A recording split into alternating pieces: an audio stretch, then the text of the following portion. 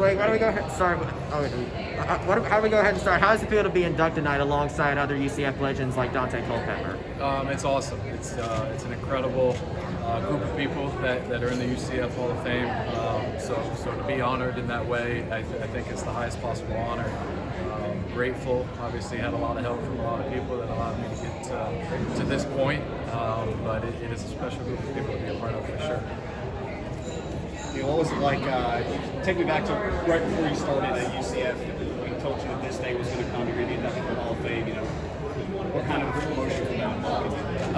I mean, I definitely wouldn't have believed it. I didn't think there was ever a chance that I'd play college football. Didn't think much past my next meal. So future goals weren't all that prevalent in my mind. But I mean, it would have been an incredible thought. To say that I spent 4 years here at an incredible university with great people, great coaches, and then a few years from that, have an opportunity to be here and do this. It means a ton. Like, you were recruited to, I think they wanted you to play tight end at first. Obviously, you got in and had the chance to play quarterback, and you went on to do the things you did. Could you have imagined a football career like the way you started at UCF to the NFL and what you've done since? It's been a journey. It's been all kind of adversity filled with all kinds of different things. I had a couple offers to play tight end. They told me I was going to be a quarterback here, although I'm sure O'Leary had other plans if it didn't go the way it did. But it was a special time, to come in with a special group of guys in our recruiting class, and to have the career that we did in our time here, and then to watch it grow and flourish since then. It's really been special. When was the last time you were at a UCF game? I came when I was in Jacksonville. I think my second year, our bye weeks matched up, so I was able to come down for one. But that was the last time I came to a game. How does it feel just to be back at UCF and be around the program again? And I don't know if you've talked with Gus Malzahn yet, but just the program and where it is since you've left. It's been incredible to watch. From Coach Frost to Coach Heupel and now Coach Malzahn, the evolution of the program, the way it's changed, the way the whole campus has changed, the city around it. Driving in from 417 down University, there's not many things I recognize from 7 or 8 years ago.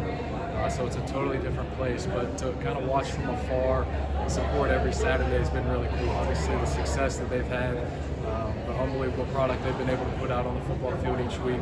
It's been a lot of fun to cheer for. You played Baylor in the Fiesta Bowl, so how does it feel now that your alma mater will be conference mates with them within the next couple of years or so? It's huge. I think it's a huge move for the program, for the university, to get a chance to go play in a conference like that. I think, I started here, it was in Conference USA, we were in Conference USA, and then moved to the American. So to see the program continue to elevate and take everything to new heights is incredible. Obviously, Dante Culpepper really, was the reason it was on the map in the 90s, but he really brought it to national prominence at your time. Mackenzie Milton did his stuff, and now Dylan Gabriel's continuing to have success. What does it say about UCF and the ability to produce high-level, high-successful quarterbacks like that? Right. I think, first of all, it's a credit to the coaches and going and finding these guys, bringing them in and then developing them. And like you said, from Dante to myself to Mackenzie to Dylan, everybody's had some sort of success, and it's been fun to watch. Since I left, watching these guys play, it's a totally different game and a totally different offense. It looks like so much fun to play. Those guys have been incredible, and like I've said, they've done things that we never dreamed of doing. Do you wish you played that? Yeah, as a quarterback, I think you always want to throw it 50 times a game. We played, obviously, for Coach O'Leary in a bit more pro-style system, which, for me, worked out good. It translated to the NFL, and I had some good knowledge going into that. But I think having the chance to sling it around 50, 60 times a game with the athletes that they've had here over the recent years, those guys got to have a blast playing. You played high school very shortly down the road in Oviedo High School. How does it feel to now be inducted into the Hall of Fame at what is your hometown university? It's special, to grow up 15 minutes from here. A kid from Oviedo that wasn't very highly recruited. People didn't think I could play quarterback. They wanted me to play other positions, and Coach O'Leary giving me the shot and opportunity to come here, play for my hometown team, in front of all my friends and family that I grew up with. It's unbelievable. I wouldn't go back and change a single thing about it. Wouldn't have chosen a different school. Everything kind of worked out, the way I would have dreamed of. What made that team you played with in 2013 so special? I think it was, first of all, we were really close group of guys. There was only about 6 or 7 seniors on that team. And our core nucleus was a group of guys that love being together. You know, we spent every second of every day together for 3-4 years going into that, eating, training, practicing, going to class. It was an extremely tight group, and it was a magical season. It was something that, you know, at that time, you know, hadn't really been done here. And once we got kind of on a roll, stayed hot, we got some breaks and some bounces. And the momentum kind of just built and carried through that season, and then we were able to cap it off, you know, in Arizona in the Fiesta Bowl.